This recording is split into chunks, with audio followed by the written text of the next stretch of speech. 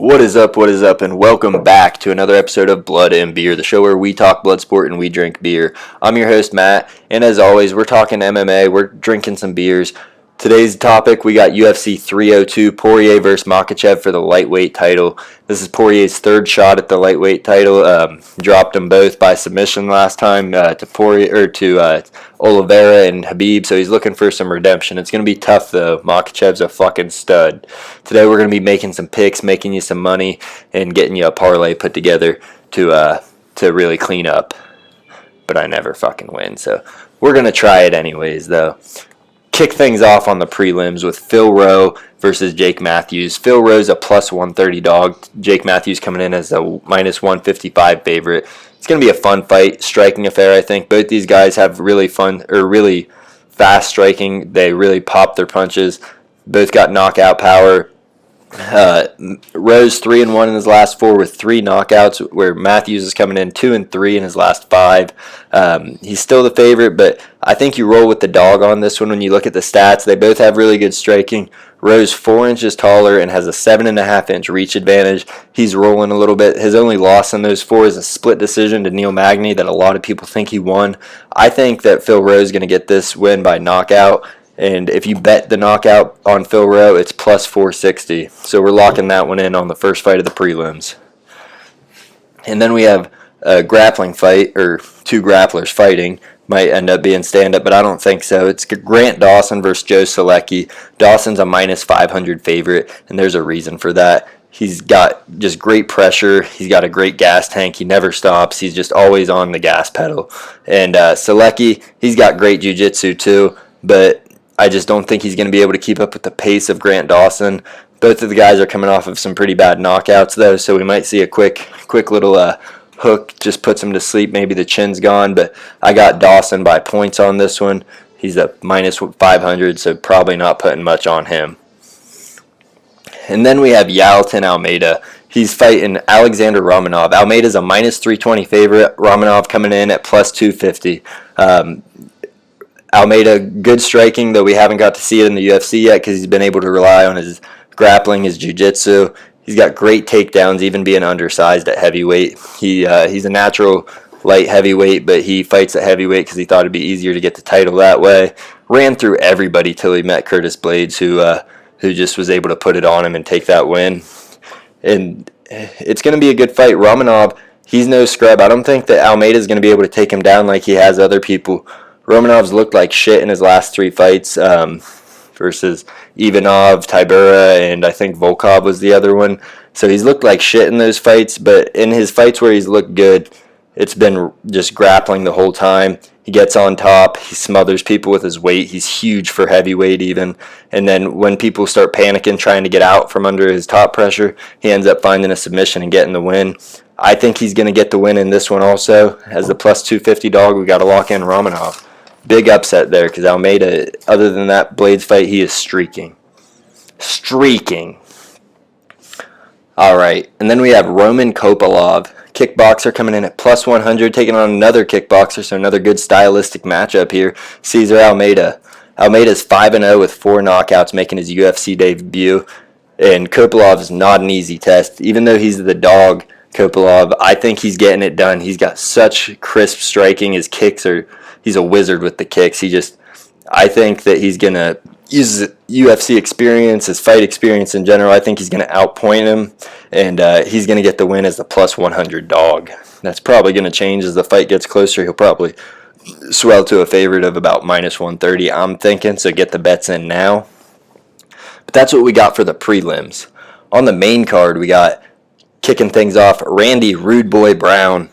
He's taking on Lizu Zalecki Dos Santos. Dos Santos plus 150 to Brown's minus 180.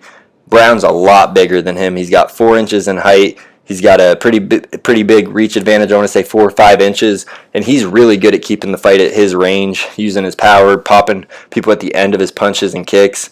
I think it's going to be tough for Dos Santos to get the win. I got Brown in this one. But if Dos Santos is going to get the win, he's going to get in there, make it muddy. He's going to make it bloody. He's going to be fighting on the inside, dirty boxing, clinch work.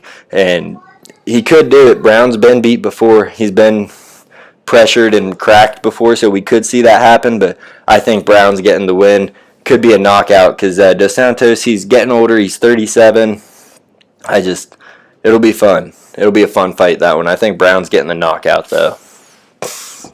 All right, in this fight, I don't have a ton to say about it. Nico Price versus Alex Morono, two vets. They're kind of jobbers. Both guys have been around for a while and win some, lose some, but have never really made a lot of noise. I think that Morono is getting this one done. He's a, minus 250 favorite, 270. Nico Price has just looked like shit in his last two fights. He got knocked out by Phil Rowe, got knocked out by Robbie Lawler. So, yeah, I think Alex Morono is getting this one done. Not expecting a great fight, but those are usually the ones that surprise you. And then we got my favorite fighter, Kevin Holland, Trailblazer, moving back up to 185, taking on Mikhail Oleksiejczuk. This fight is going to be fireworks because every time Holland fights at 185, it is. No weight cut. He's got a lot more energy, a lot more snap on his punches. And this is the kind of guy that he does best against. Oleksiejczuk, he's a boxer. He's not going to try to take him down too much, I don't think. And he's also a lot shorter than Holland. Holland he's done really well against the shorter power guys and shorter boxers in general. Does a good job at keeping them at range, finding them at the end of the punches, just like Randy Brown. But Kevin Holland just does it in a way better fashion, more entertaining. I think Holland's getting it done by knockout, round 1 or 2 probably. And then the co-main event of the evening. Everyone's favorite or least favorite fighter, Sean Strickland. He's taking on Paulo Costa with the secret juice. Strickland's coming in as minus 260 to Paulo Costa's plus 210. It's going to be a fun fight, striking the whole time. Probably not going to see a single takedown attempt. I think this is a perfect matchup for Sean Strickland to go out there. It might be tough in the first round, but I think Costa's just going to gas. Strickland's got such a good gas tank. He pressures the guys the whole time. That jab, the 1-2 combo that he's got, it's just going to be too much for Costa. He's going to be able to counterpunch him because Costa loves throwing those looping punches. And I think that Sean Strickland's going to outpoint him pretty easily. It's going to be a fun fight, though. And then in the main event of the evening, as I alluded to, we got Islam Makhachev versus Dustin Poirier.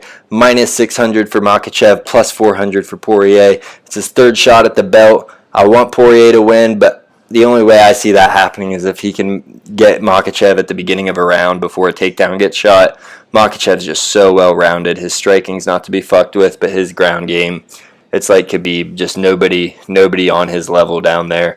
So I think Makhachev's getting this done. And he's got Khabib in his corner. Khabib just dominated Poirier in their fight. He almost got caught with the submission, but really it wasn't a problem for him. Makhachev all day on the bet. You want to see Poirier win, but I just don't think it's happening this time. And we're probably going to see him retire, unfortunately, after. That'll be the end of Dustin Poirier. From all the chirpings he's given us, at least, that he might retire. So this has been a shorter episode. This is just my comeback. I've been, like I said, been away for 6 months, busy on the farm, busy with life. So I'm glad to get back into this. I don't like taking these long, extended breaks, but thank you for tuning in, and let me know what your picks are in the comments, and tune in to UFC 302 this Saturday. It's 6:30 Eastern Time for the early prelims, 8 p.m. for the prelims, 10 for the main card. So make sure you tune in. It's going to be a fucking banger.